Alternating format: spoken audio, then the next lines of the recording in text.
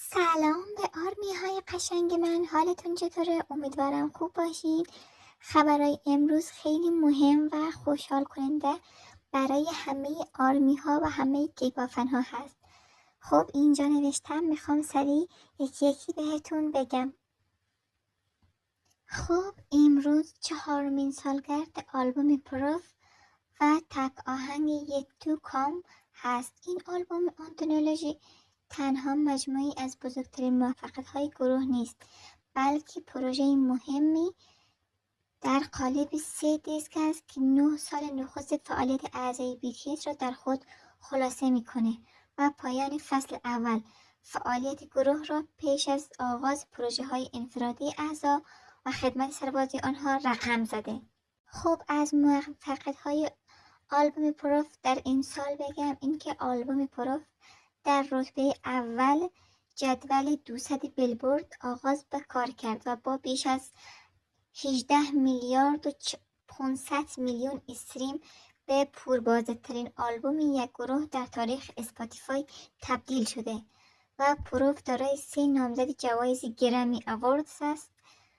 در 24 ساعت نخست انتشار 215 میلیون نسخه در جدول هانته فروخته شد. از مرز 3 میلیون نسخه فروش در کره جنوبی عبور کرده. در جدول‌های رسمی مهمترین بازارهای موسیقی جهان به رتبه نخست رسیده با 56 میلیون و 700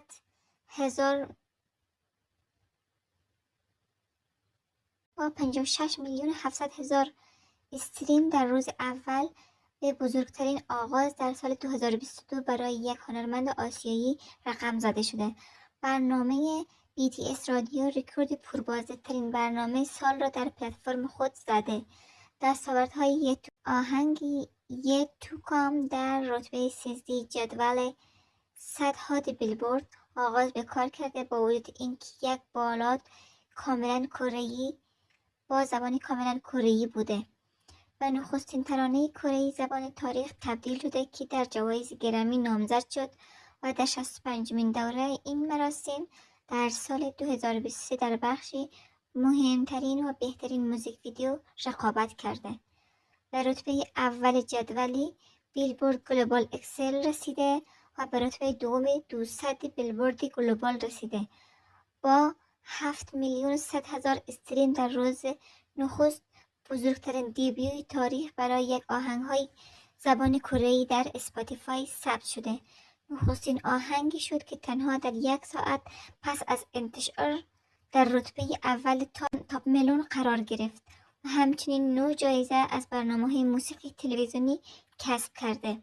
خب اینم از رکوردهای جدید آلبوم پروف یا همون اثبات که امسال به این دستاوردها رسیده. اینم از خبرهای امروز. اگه دوست داشتید حتما کانالمو سابسکرایب کنید، لایک کنید و نظر خودتون رو تو کامنت ها حتما به هم بگید. تا ویدیوهای بعدی، خدا نگهدار.